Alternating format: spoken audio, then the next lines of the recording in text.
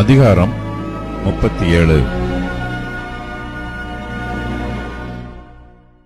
Babylon ராஜாவாகிய நேபுகாத் நேச்சார் யூதா தேசத்தில் ராஜாவாக நியமித்த யோயாக்கீமுடைய குமாரனாகிய கோனியாவின் பட்டத்துக்கு யோசியாவின் குமாரனாகிய சிதேக்கியா வந்து அரசாண்டான்.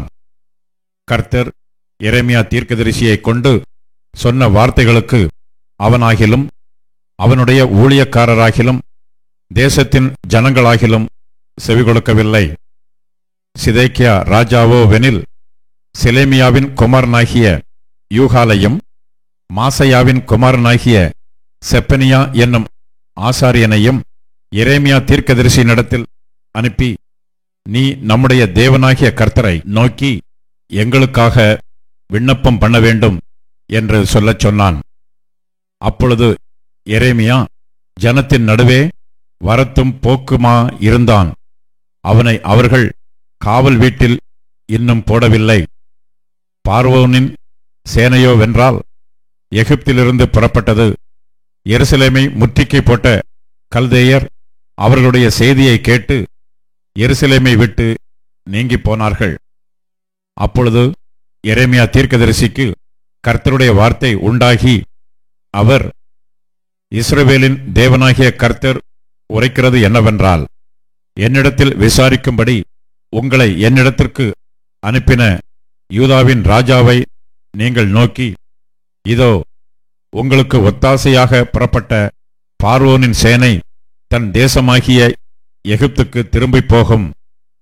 கல்தேயரோவென்றால் திரும்பி வந்து இந்த நகரத்துக்கு விரோதமாக யுத்தம் பண்ணி அதை பிடித்து அக்கினியால் சுட்டெரிப்பார்கள். கல்தேயர் நம்மை விட்டு நிச்சயமாய் போய்விடுவார்கள் என்று சொல்லி நீங்கள் மோசம் போகாதிருங்கள். அவர்கள் போவதில்லை.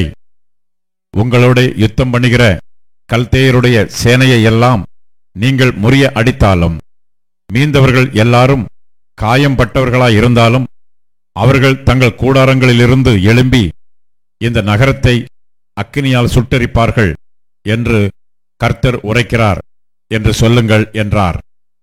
பார்வோனின் சேனை வருகிறதென்று கல்தேயருடைய சேனை எருசலேமை விட்டு போனபோது எரேமியா அவ்விடத்தை விட்டு ஜனத்தின் நடுவே ஜாடையாய் விலகி பென்யமின் தேசத்துக்கு போக மனதாய் எருசலேமிலிருந்து புறப்பட்டு போனான். அவன் பென்யமின் வாசலில் வந்தபோது காவற்சேர்வையின் அதிபதியாகிய எரியா என்னும் நாமமுள்ள ஒருவன் அங்கே இருந்தான்.